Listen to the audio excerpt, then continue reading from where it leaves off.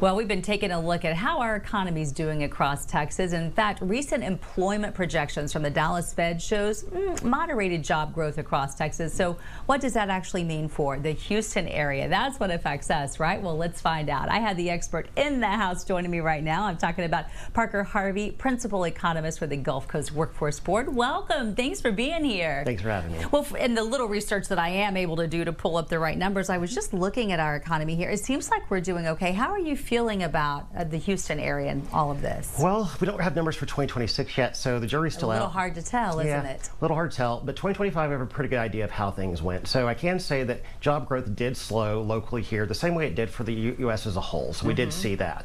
Now, what's really interesting, though, is that the unemployment rate stayed pretty low throughout most of last year.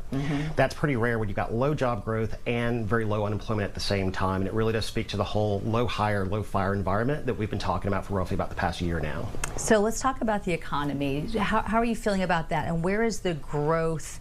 And you said it's not a lot, but where is that growth coming from? Sure. So for 2025, most of our growth came from healthcare, leisure hospitality, so your bars, your restaurants, your hotels. That's probably in the gear up to the World Cup coming this summer. You've also got transportation, your warehousing, distribution, logistics. Houston's become a big hub for that with the warehouse build out up the last 7 to 10 years. And then state and local government actually added quite a few jobs last year as well. Man, if you look at the numbers of what the World Cup is supposed to do for us, it's remarkable. Are those numbers exaggerated at all, what I'm seeing, or is that going to make a big difference for us? I think we will feel the impact economically in a good way throughout the summer. If somebody is looking for a job right now, what do you suggest that they go to? What industries are really on fire? Sure.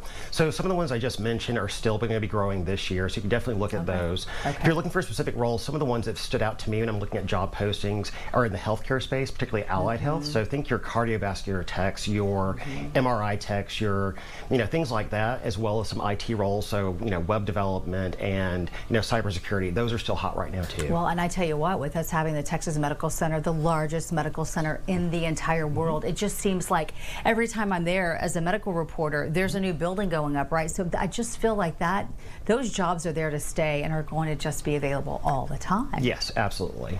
And then are there particular jobs, we talked about sort of the industries to look for, a particular job that's really hot right now? Yeah, some of the ones I just mentioned there. Besides IT? Yeah, your cardiovascular techs, your allied health, a lot of those. Nursing obviously is still going to be huge always. But yeah, healthcare has been super big for the last year, and we think it'll stay that way this year too. Well, it seems like a lot of those jobs really need specific skills. Some of the ones in the medical field, you actually have to have a certificate. How does someone find out how to really bring their skills up to date to match whatever job is available? Well, we're extremely fortunate. We have between 9 and 10 community college systems in this region. Wow. And most of those are going to have multiple locations. There's a pretty good chance wherever you live, there's going to be 1 or 2 in your backyard. So they offer a lot of really great 1 to 2 year programs, technical degrees, great return on investment.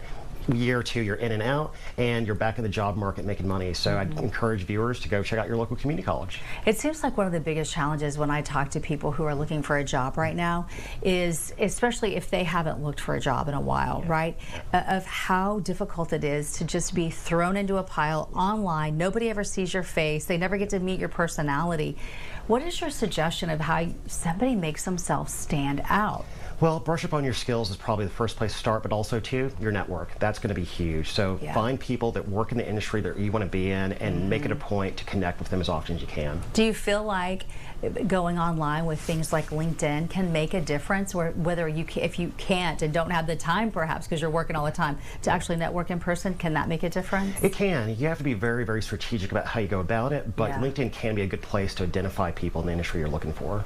Okay. Well, it's so good to see you. Thank you for taking time to come in to walk us through this. And it sounds like we're doing okay. We can do better, but we're getting there perhaps. Yeah, we sure are. Okay. All right.